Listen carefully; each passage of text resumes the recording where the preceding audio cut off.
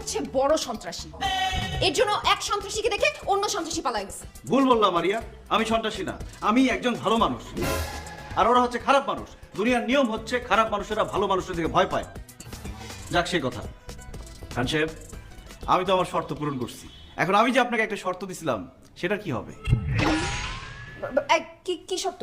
আরে আমি শর্ত দিছিলাম না, আমি যদি ফ্যাক্টরি খালি করতে পারি তাহলে আমি খান সাহেবের সামনে তোমাকে জড়াই ধরে আই লাভ ইউ বলবো, খান সাহেব কিছুই বলতে পারবে না।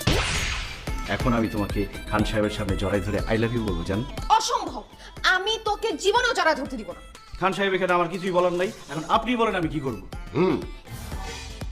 আমি সবসময় এক কথার মানুষ। ব্যাস, আর কিচ্ছু বলতে হবে না। समझदार के लिए इशारा ही काफी है জান।